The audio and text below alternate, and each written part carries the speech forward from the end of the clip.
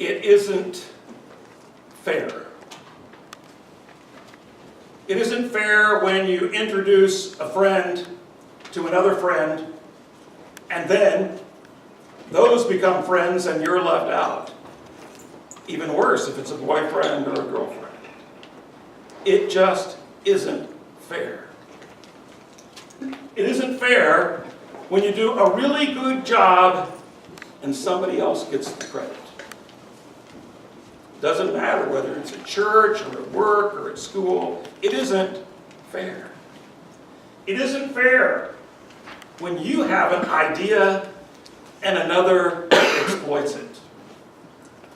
How disappointing to realize how my partners and I were paving the way for electronic download of software distribution.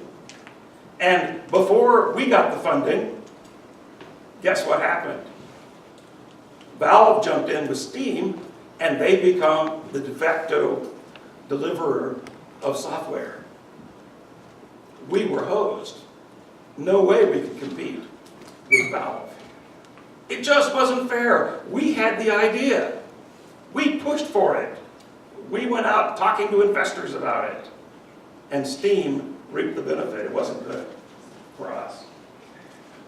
What about in school when you worked harder than the person sitting across the aisle from you and they got the exact same grade? I used twice as many sources. My paper was longer. I touched on more of the issues and they got the same grade. It's not fair.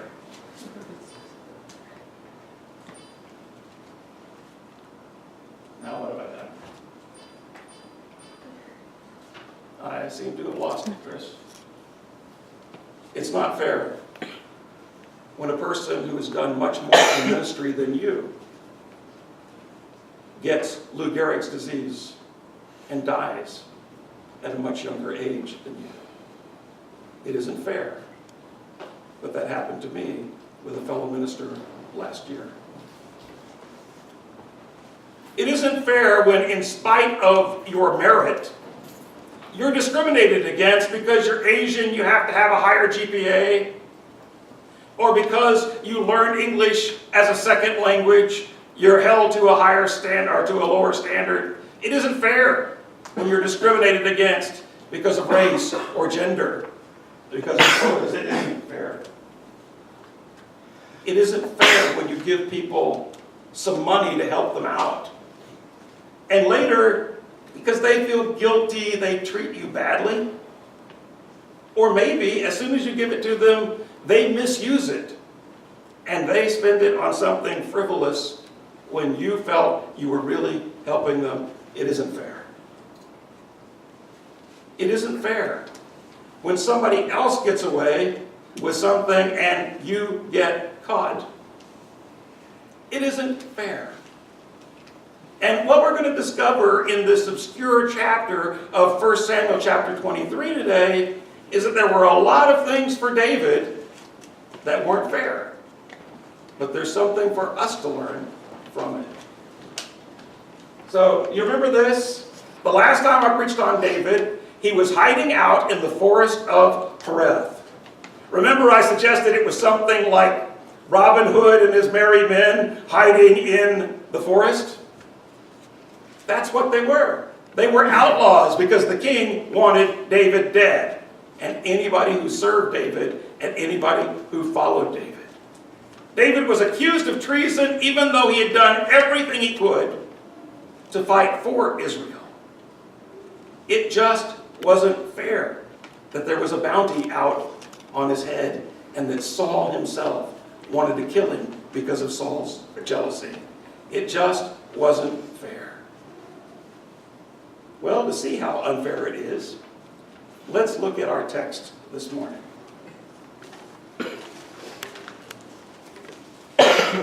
Once again, I'll be reading from the E. Johnny version. And they revealed to David, saying, check it out. The Philistines are battling against Keilah, and they're looting the threshing floors. So David consulted with Yahweh, saying, should I go and strike down these Philistines? And Yahweh said to David, go and strike down these Philistines and deliver Keilah. But the men of David said to him, check it out. We're fearful here in Judah, and even more because we're going to Keilah against the formations of the Philistines. So David once again decided to consult with Yahweh, and Yahweh answered him, saying, stand up, go to Keilah, because I am giving them into your hand. So David and his men went to Keilah and battled the Philistines and drove off their cattle and struck them down in a great slaughter. So David delivered the residents of Keilah, and it happened when Abiathar the son of Ahimelech fled to David at Keilah, an ephod came down in his hand. Now the situation so far is that David is hiding out in the forest of Hereth. He also has a hideout in the cave of Adullam. And he hears that Keilah, a border town, a walled town, a fortified town with lots of commerce, has been threatened by the Philistines. In other words, God's enemies are trying to take over one of God's towns. And David has a dilemma. Should I get involved? Because if David goes and wins a military victory, you don't know what happened there. Oh, this is the cave at Adullam where he was hiding.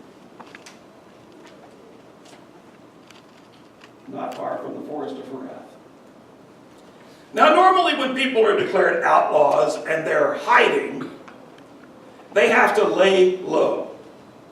Have any of you ever seen the movie Goodfellas? Yeah, some of you have, okay. It was based on a true story. The Lufthansa heist of 1978 at New York's John F. Kennedy Airport. And it was a crew from the Bonanno crime family that was led by a fellow by the name of Vince Asaro. And along with him in that crew was Gaspare Valente, his cousin. In fact, they even hid the loot in Gaspare's home as they were trying to lay low. And the idea was, we don't spend any of this money, we don't pawn any of this jewelry, we don't use any of this stuff, because we don't want to get caught. But sure enough, you know what happens with greedy people. Eventually, somebody had to let some of that jewelry go on his wife. Somebody had to have some of that jewelry go on the girlfriend. And so the whole story began to unravel. And the final trial was just last year. But what do you do when you're lying low? You try to make sure that you don't draw attention to yourself, like these mafiosi tried. So we add Keilah to our map, and David has to know whether he's going to save the people of Keilah or not.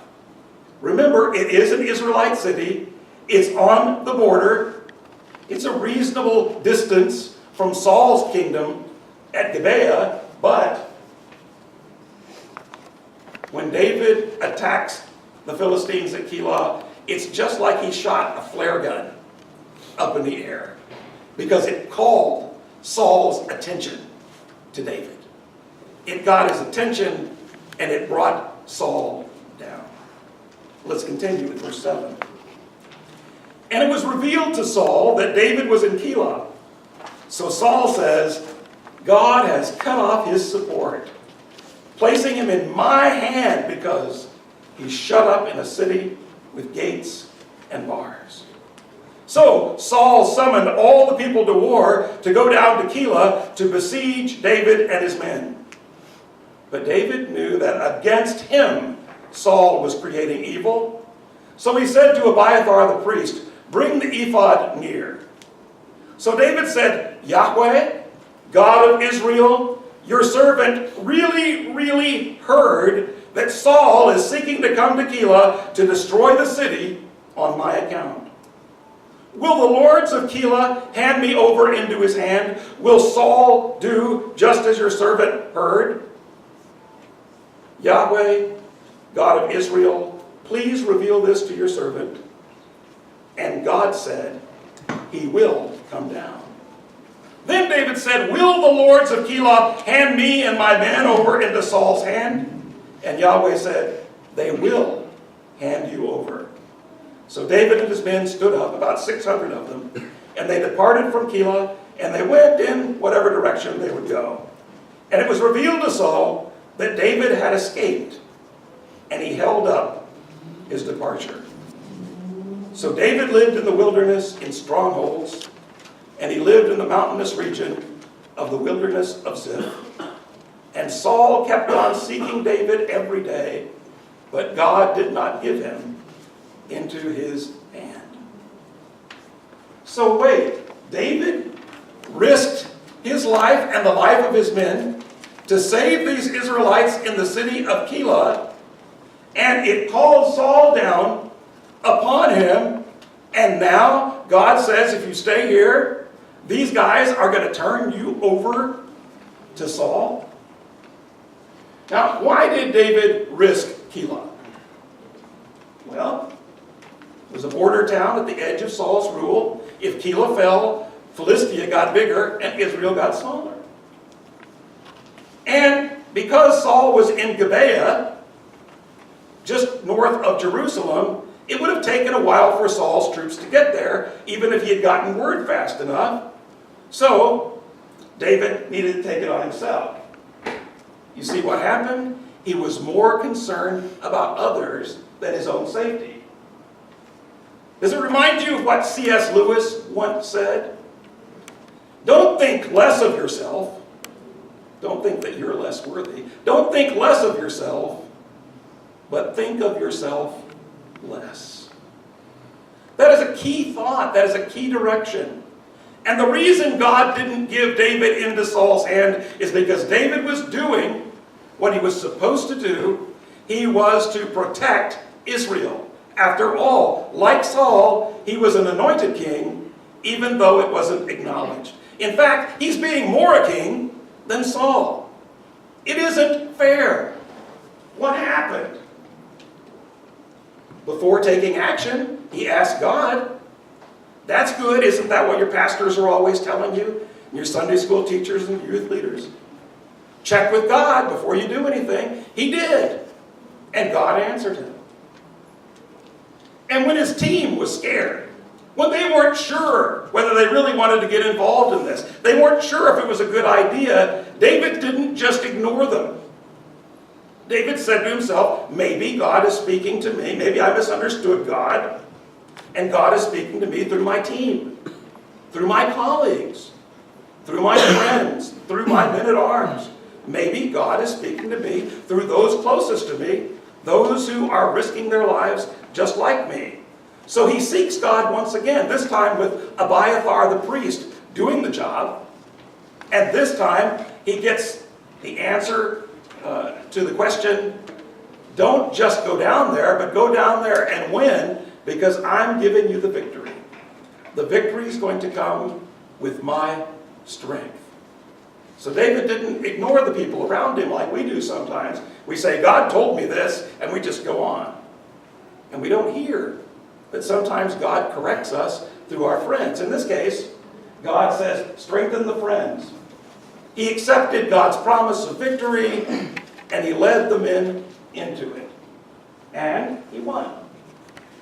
He saw what needed to be done. He confirmed it with God. He didn't worry about the consequences.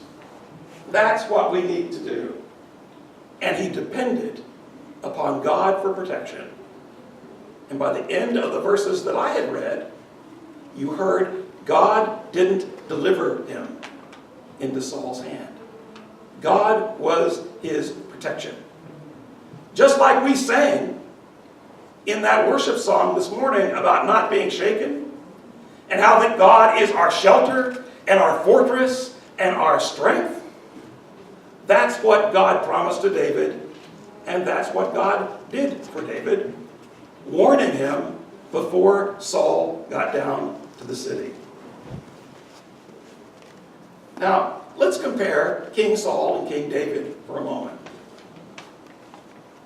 As soon as Saul hears that David is in Keilah, he says, I've got him now. I've got him trapped. There's no easy way out. I own him. He's mine.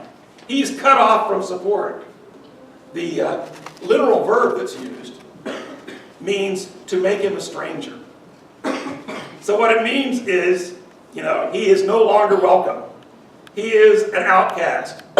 Even God has made him a stranger. But there's something you probably don't notice in the English translation that is very vivid in the Hebrew translation. David seeks answers from Yahweh, the God he knows personally. David seeks answers from a God that he has a relationship with, and Saul says, the generic God has given him into my hand. The generic God has cut him off. You see, Saul isn't really even worshiping the God that you're supposed to know personally. He isn't even worshiping a God that he knows by relationship. And of course the question is, where was Saul when Keilah needed help? Why didn't Saul have a garrison there? Because he was gathering everybody he could to chase David. Why didn't Saul defend Keilah? Because his focus, his obsession was on getting David and not on doing the job of being the king. He was like politicians today who worry more about getting reelected than doing their job. Saul was more worried about staying king than doing his job of protecting God's people. Now what about David? As soon as he hears about a problem, he seeks God, Yahweh. And he asks two questions here. And the second is the most important. Is Saul going to follow through? Is he really coming down? And God says, yes, he'll come down. And then he realizes that God hasn't told him about the lords, the masters, the political leaders, the authorities in Keilah. And he says, really, God, are they going to throw me under the bus? Are they going to give me up? And guess what? God says, oh yeah, they're going to do that. What happened to the hero's welcome? I remember that Simpsons episode where Bart's trying to talk Krusty the Clown into coming back, and Krusty's a big mess, and Bart says, I bought all that candy that you recommended. I purchased all these Krusty burgers. He goes through this long list of all these things he did for Krusty and why Krusty ought to be grateful and come back. And all of a sudden Krusty says, yeah, but what have you done for me lately? Ingratitude. You have to expect that even when you're doing God's work, even when you're helping the helpless, even when you're providing for the needy, even when you're comforting those who are weeping, those who are mourning, those who are in depression, there will be ingratitude. There will be those people who don't appreciate what you've done, and it isn't fair. So after the betrayal, or the potential betrayal, David and his 600 men get up and they go to another place you've probably rarely heard of, and that's the wilderness of Ziph. Now, the wilderness of Ziph is in what's known as the Shephelah of Judah, which means it's little foothills with lots and lots of crevices and lots of holes and caves and places to hide. Now, this is good. God warned David. David got away. Now David's safe. He can just wait until God decides to make him king. Oops, not quite. Let's read on. And David saw that Saul departed in order to seek his very being, to kill him. But David was in the wilderness of Ziph in the forest. And then Jonathan, son of Saul, stood up and went to David in the forest and he strengthened his hand by means of God, and he said to him, "Don't be afraid, because the hand of Saul my father shall not find you, and you shall become king, and I shall be second in command. And even Saul my father knows this." And the two cut a covenant in the presence of Yahweh, and David lived in the forest, and Jonathan went to his house. You notice what's happening here? Jonathan, the crown prince, is abdicating. First it says he strengthened David's hand by God's hand. He encouraged him with a word from the Lord. He encouraged him with God's strength, and that's the way we need to encourage each other. And then he insisted that his father's hand, Saul's hand, would not be successful. And finally, he predicted that not only would David be acknowledged as king, but he said, "And I'll be your second in command. I'm willing to be your lieutenant. I'm willing to be, in Game of Thrones terms, your hand." So he predicted that David would be king. You may have noticed by now that throughout this passage, there's a whole lot of hands. In your hand, in his hand, on that hand, all of that kind of stuff. So, since in the ancient world, right hand was good and left hand was bad, let's look at each use of hand in the chapter, just very quickly. God promises to put the Philistines in David's hand. That's victory. That's good. Abiathar brings the ephod into David's camp in his hand. That's good. A priesthood for David's new kingdom. Saul thought that God, generically, had made David a stranger. In other words, cut David off so that Saul could come after him. David asks Yahweh if he will be handed over into Saul's hand. And he's told that the Lords of Keilah will do it if they're given a chance. But it affirms God didn't give David into Saul's hand. Jonathan encouraged David by God's hand. And Jonathan said the hand of Saul wouldn't get David. The hand represents strength. The hand represents power.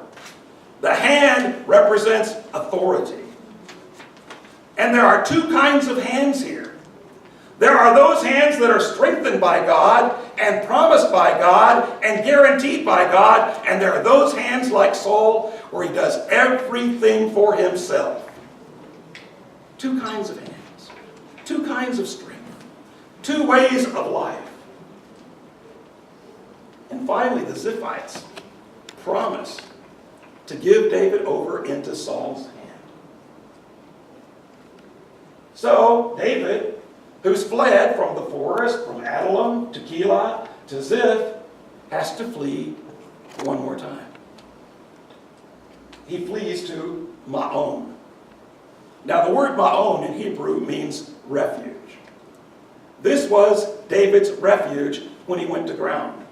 But I want to show you a picture of the area of Maon and see how good you think that was. A whole lot of dirt, a whole lot of rocks, a few crevices to hide in, a few caves, but nothing much to look at.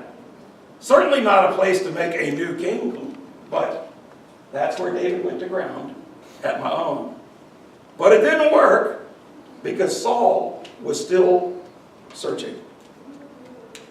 Then the Ziphites went up to Saul in Gibeah, saying, "Isn't David hiding alongside us in the strongholds of the forest, on the ridge of Hachilah, which is south of the wasteland? And now, according to the king's innermost desires to come down, and for us, we will hand him over into the hand of the king." So Saul said, "Blessed are you, belonging to Yahweh, because you took pity on me. Please go and become yet more certain. Know and see his place where his feet are. Who has seen him there? Because it is said to me that he is really, really clever." So see and know every hiding place at which he hides himself. And return to me certain, and I will go out with you. And if it happens that he's in the land, I will dig him out from thousands in Judah. And they stood up, and they went to Ziph in the presence of Saul. But David and his men were in the wilderness of Maon in the Arabah, south of the wasteland. And Saul and his men went to seek him. And they revealed it to David, so he went down to the crag and resided in the wilderness of Maon. But when Saul heard it, he pursued. He was trying to run down or hunt David in the wilderness of Maon. And Saul walked on this side of the mountain, but David and his men on the other side of the mountain. And David hurried to go away from the presence of Saul but Saul and his men surrounded David and his men in order to dig him out, search him out. David was successful for a while at dodging Saul, but then he was surrounded, no human way out. Some people think this Saul on one side and David on the other means that Saul was doing a pincher movement, trying to entrap David, and David had to go out the back way and head out further away from them. He was surrounded, no human way out. But all of a sudden, a messenger comes. And the messenger tells Saul, the Philistines are raiding. And Saul, who is obsessed with David, Saul, who is obsessed with keeping his crown, Saul, who is obsessed with who he is in the eyes of the people, suddenly has to go off and do his real job of protecting the people. Isn't it interesting that God used a normal circumstance, something that was happening all over Saul's kingdom, to get Saul's attention and allow David time to escape? When he didn't deliver David into Saul's hand, he helped David escape by means of making Saul do what he was supposed to do. And this place gets a brand new name. Selah HaMachloth. Selah HaMachloth, which literally means the crag of divisions. Here's where they separated. Or rock of divisions, it could be. And here's where they separated. But David didn't hang around. The guy who had ran from around Adullam to Keilah to Ziph to Maon now has to go to En-Gedi. En-Gedi is on the coast of the Dead Sea. And on the coast of the Dead Sea, it doesn't sound like much. But it had some advantages. It had water. It had vegetation. And it provided cover for David and his men. It may not look like much.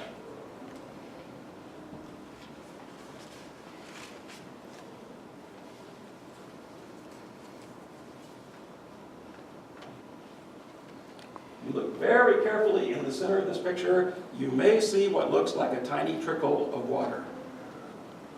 But if you go deeper into the cavern, this is what you find. This is En-Gedi, which means the oasis. It isn't fair that David was punished for his good deed. It isn't fair that Saul was obsessed with David when he should have been worried about his kingdom. It isn't fair that those he helped were willing to betray David. It isn't fair that the Ziphites informed King Saul. It isn't fair that Jonathan had to die for his father's attitude, the sin of his father, in spite of his willingness to be second in command. And it isn't fair that David and his men had to hide instead of serving Israel as they wanted to. Serving God sometimes gets us the wrong attention from the wrong people who have hostile attitudes toward us. But the example of the Bible is that God's people need to do God's will even when it's costly. The lesson is those who help you the most, or you help the most, may actually hurt you. Those who seek power may actually frame you. God's hand, stronger than human accomplishment. And it's good to be in God's hand, even when times are difficult, even when it seems unfair. And as we heard earlier, don't think less of yourself, but think of yourself less. And if you don't agree with C.S. Lewis, maybe you'll agree with the Apostle Paul. Let this mind be in you, which was also in Christ Jesus. When he was in the form of God, he did not count equality with God a thing to be snatched, a thing to be taken by force, a thing to be grabbed by his own effort, by his own hand. Instead, he submitted to God, and even after that terrible death on the cross, even though God let him suffer and die, God raised him. And not only raised him to appear to the disciples and the witnesses, but raised him up to sit on the right hand of God. This morning I have to ask you, whose hand are you in? The right hand or the left hand? Whose accomplishments do you depend on? Just what you can do? Or do you depend on what God can do?